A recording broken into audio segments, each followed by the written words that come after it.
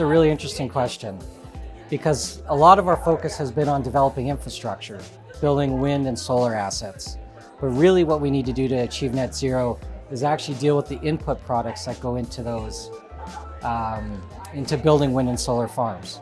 So if you think about a wind facility, for example, 90% of that is concrete, steel, and carbon fiber.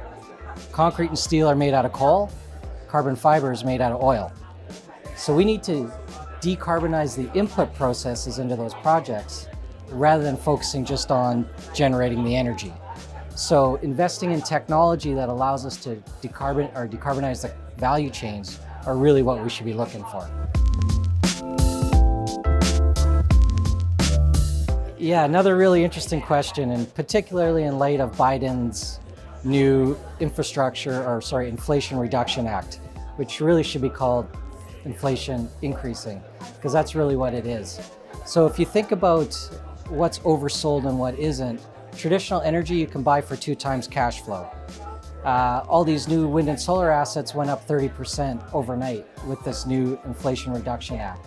So yes, I do believe that traditional energy has been way undersold and renewables are way overbid.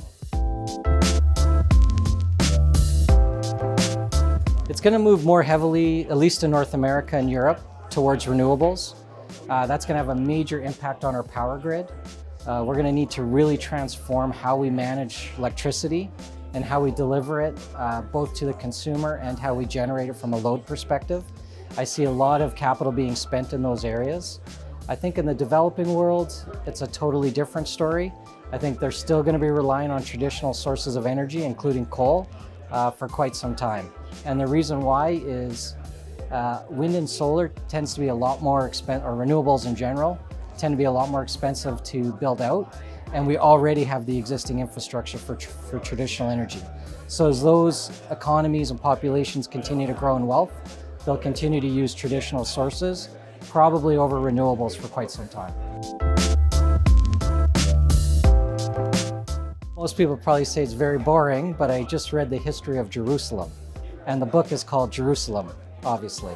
And an absolutely fascinating tale of the history of that city going back 5,000 years until today, into modern times. Lots of changes in civilizations, lots of changes in cultures. Really fascinating read.